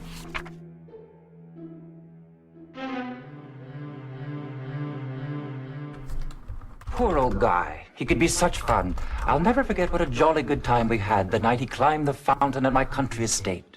How acrobatic. You don't know the half of it. It all started with Loretta. It seems Yep. those things always did. I think you're right. Anyway, I think someone it's a dared sister. her to jump into the fountain. It being March and quite chilly, no one actually thought she would. She did them on better. She jumped straight in and swam to the center, where I have this absolutely dreadful sculpture with a lot of fat water nymphs. It rises some 20 or 30 feet in the air. She climbed it, though. The woman must be part monkey. Then she dove in. After that, it seemed to be the thing to do, so everybody took the plunge. I was the only other one who actually climbed to the top of the fountain, though. By the end of the weekend, half my guests came down with sneezes. Loretta caught pneumonia. Interesting.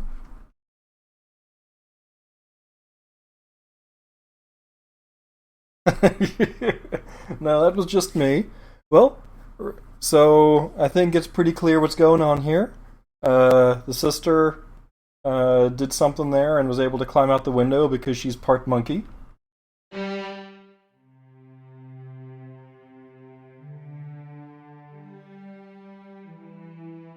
Let's see here.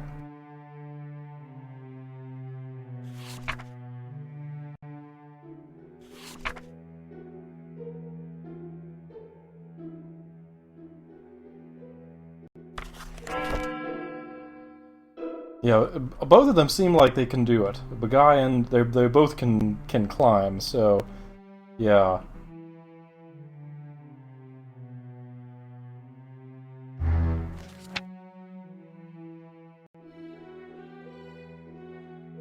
I'm so glad that they put these notes together.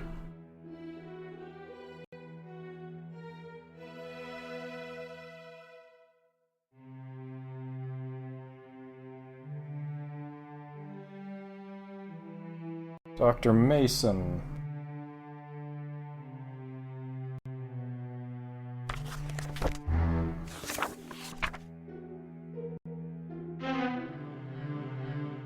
Tell us, Dr. Mason, have you determined the cause of Frances Nolan's blackouts?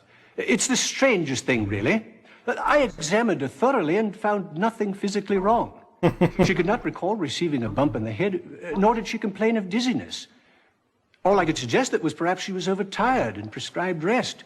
It remains a complete mystery to me. I think the sister can trigger it.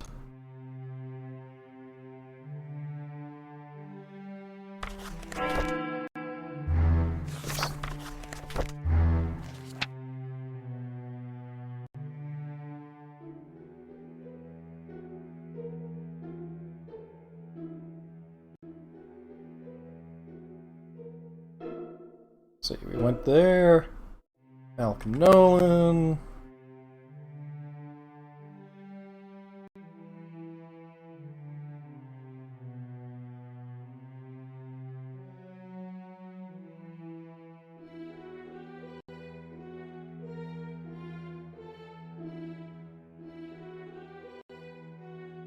Okay, so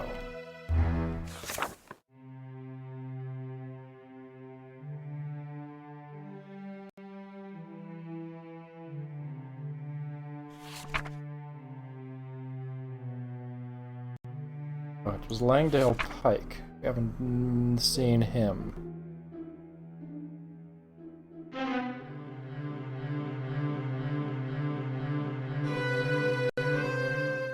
It appears as though Guy and Loretta, the terrible twins, will afflict us no more. Loretta must be desolate, wow, what with the loss of guy. a kindred spirit and fellow prankster. Prankster? Well, yes, my good fellow. I'll never forget the time Clarendon poured champagne down the front of Lady Leeds's new Paris gown for the sole purpose of Loretta's amusement. I would think she must also be distraught at the loss of her lover, not to mention the imprisonment of her sister. Well, I'm not sure about Loretta's feelings toward her sister, but I do know that Guy and Loretta were not lovers. Though outwardly they made an excellent couple, he, tall, handsome, and from a moneyed family, and she, beautiful, and an heiress in her own right. Yes, it would have been a match made in heaven. But it was a match made in far hotter regions, I suspect. Francis claims that she and Clarendon were engaged to be married. Well, that's hard to imagine him being who he is. Or was, as it were. Why do you say that? Well, Guy Clarendon was not at all a desirable sort. He'd all but been disowned by his own father for his compulsive gambling. The utter disregard for other people's money is probably what drew Clarendon and Loretta Nolan together in the first place. After all, she had managed to fritter away almost Those her entire eyes. fortune. Unlike her sister Frances, who still had her inheritance, if not her honor, intact. Ah, that explains it. What are you driving at, Holmes? From all I've heard of Clarendon, I suspect his interest in Frances was directed toward her sizable bank account. Genius, Holmes. So. Okay, so. According to my notes here. Oh, and that's one of the. Yeah.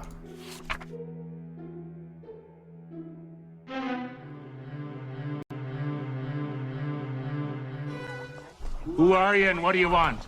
Dr. John Watson, sir. I wondered if you might be kind enough to answer a few questions.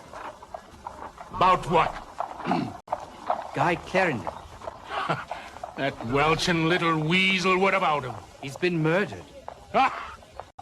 I'd say he got what he deserved. And if you don't clear out of here in 2 seconds, so will you. Oh, quite. Ta-ta. Oh dear, my accent is slipping even though I've only got like a minute to record.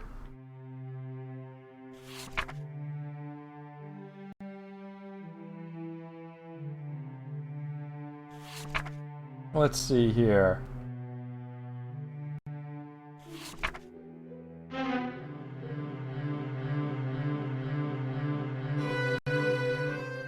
Do you remember a woman who came in recently and purchased a Derringer? Oh, matter of fact, I do, sir. We don't get women in here very often, especially not alone. And I particularly remember that one because she was so pretty and, she looked like she really knew how to have a good time, if you'll pardon the expression. Do you remember her name? I should say I do. She repeated it twice whilst I was filling out the order form. Seems like it was very important to her that I get her name right. Let me see, it was, Frances, no, Les, well, it was Frances something or other, sir. Yeah, I'm pretty sure that was not Francis Nolan.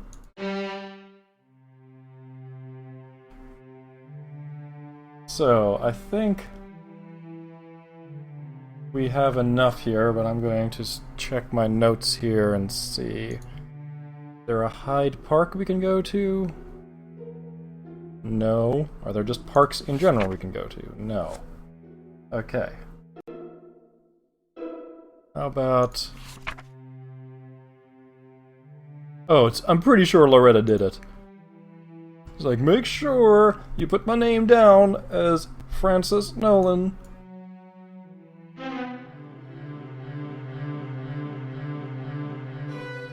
My husband, God rest his soul, gave me that necklace for our 50th wedding anniversary.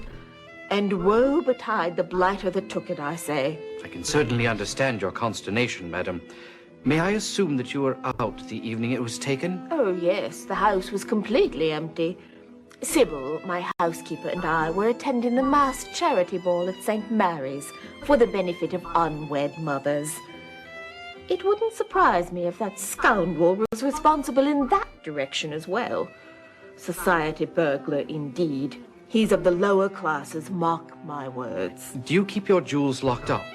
Oh, I keep them in a very secret place. Exactly, Usopp. A box made to look like a copy of Great Expectations on the bookshelf amidst the other books. Hiram, my late husband, thought of that. But the thief went right to it.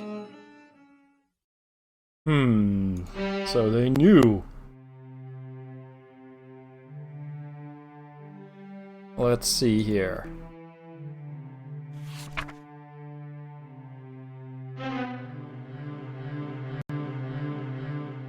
You're quite sure the murder weapon was a small caliber pistol?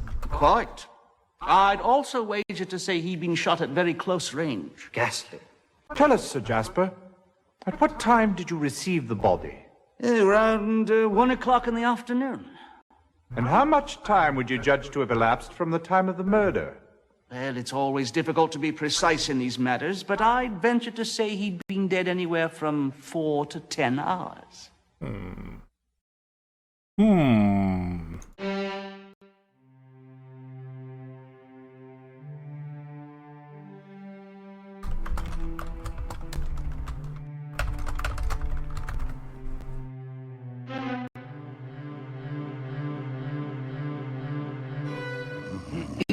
Oh, my favorite. I say, excuse me, Dr. Murray. Hello, what? Oh, my, I must have dozed off. Ah, it's you, Whitson. And what Whitson. are you doing with yourself this afternoon? Or is it evening already? Have I missed my tea? It's Watson, sir. We're looking into the Clarendon case, and we were wondering... Clarendon! Ah, I just finished that report when I dozed off. Let me see. Number 301, I believe. Ah, yes. Here it is. Number 103. Clarendon, Guy. You don't get a lot of Much cases. a thread. A hole in the shirt where a small caliber bullet passed into the body. Extensive blood stains. Powder burns indicating a close for this sort of thing. And I believe it to be an inferior quality Italian red. So, if Francis has a drink, does she... Ah, here's something interesting. On the lower part of the shirt, I found traces of alcohol. Wine, to be exact. Uh-huh. Now, I have a good... And then start killing, and then just start, like, wandering around? Like, is she one of those, like, blackout drunks?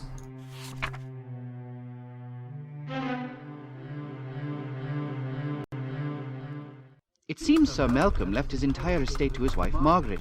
If she should precede him in death... Or accompany him, as proved to be the case. Yes. Then the estate was to be equally divided between his two daughters, Frances and Loretta. The estate included a 1/3 share in the Aberdeen Navigation Company. Interesting.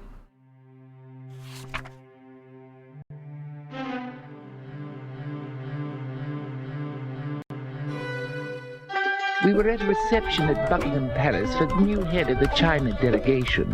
Upon arriving home, my wife discovered that her favorite ruby earrings This is were obviously missing. the actor We who plays noticed Sherlock nothing Holmes. else out of place. No sign of a search, that is. And none of the servants had heard anything suspicious. What? That's it? Well, that's obviously the voice of Sherlock Holmes there, and, I see. They didn't have a lot of actors to work with. They did what they could. They did what they could. So...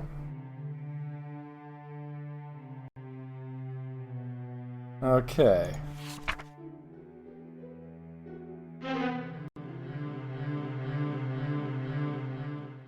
At first, I thought it must have been one of the servants. After all, There was no sign of a search, and nothing else was disturbed. Did you question them? Thoroughly, but none of them would admit a thing. It really wasn't until Hardinge and Bessie Durth were robbed, and the newspapers referred to us as victims of the society burglar, that I was certain it wasn't any of my staff. By the way, can you recommend a good housekeeper and valet? Okay, I think we can solve this one.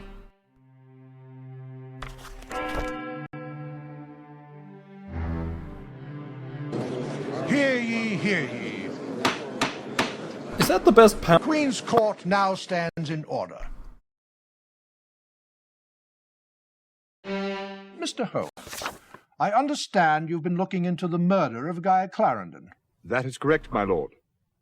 Would you be so kind as to tell the court who killed Mr. Clarendon? Pretty Certainly, obvious. my lord.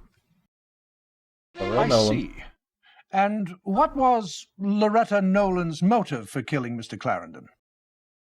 I'm going to...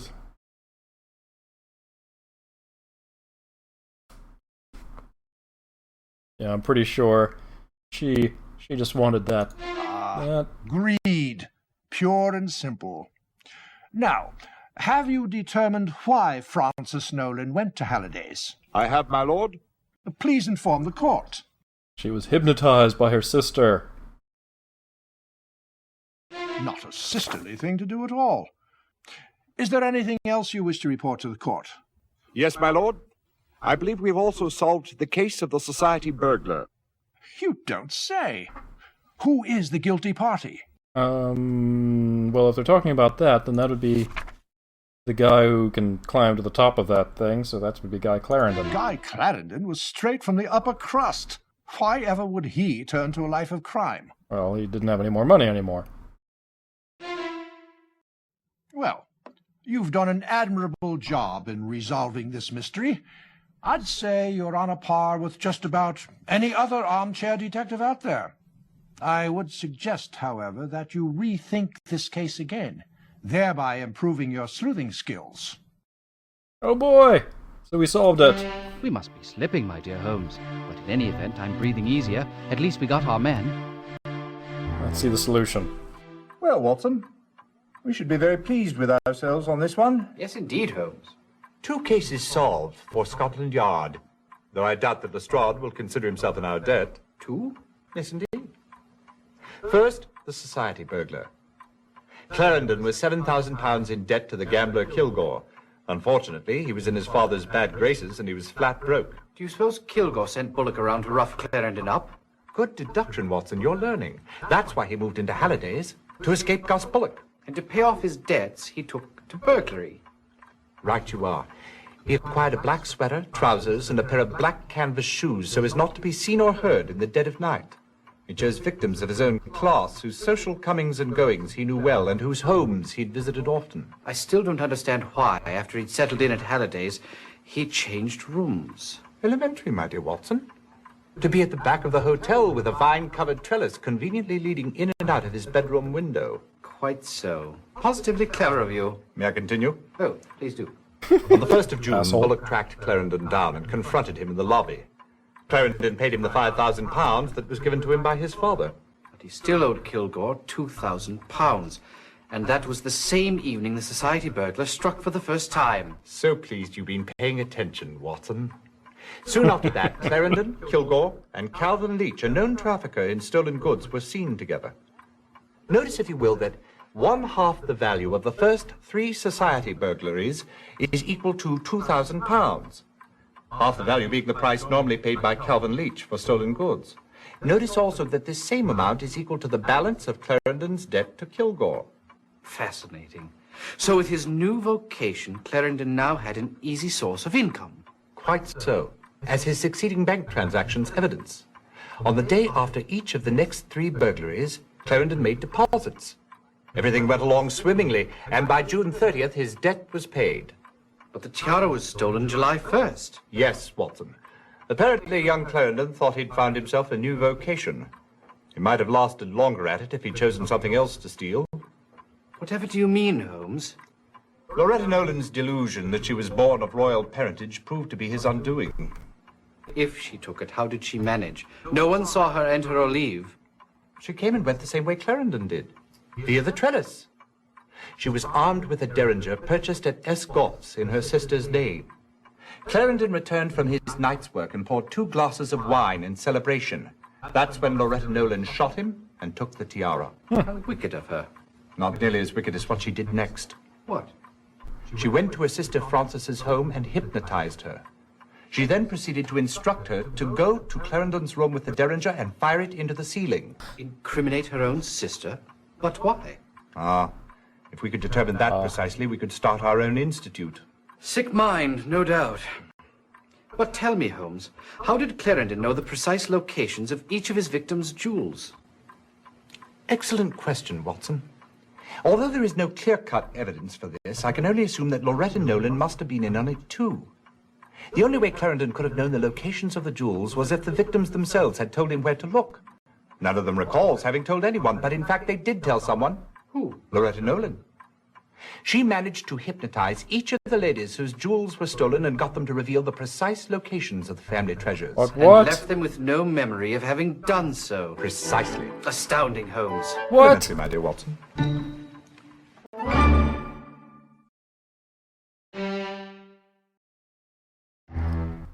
So that is Sherlock Holmes in the case of the mystified murderess.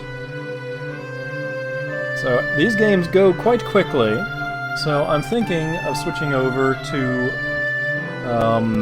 Dreadout or Lucius, unless you guys have another suggestion, perhaps.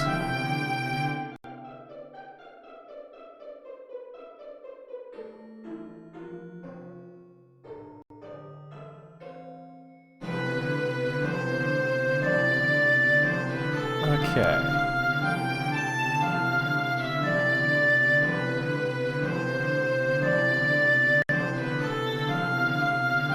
Yeah, I'm not sure about the hypnosis part of it.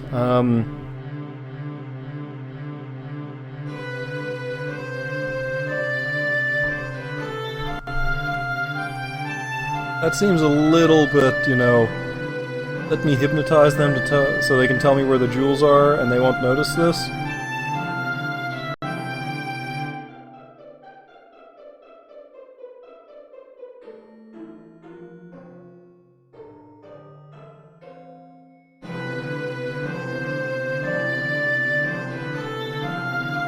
Okay.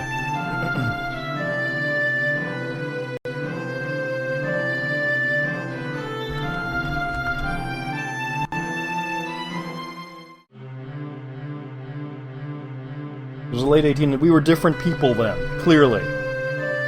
So what I'm going to do is I'm going to switch over to Dreadout. Just give me a second, guys.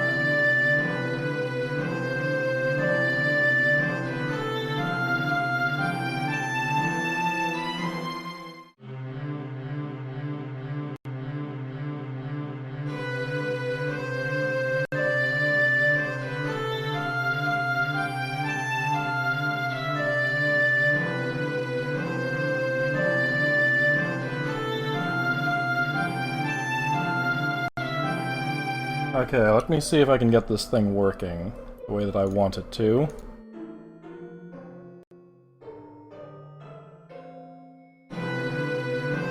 This might take a minute or two here.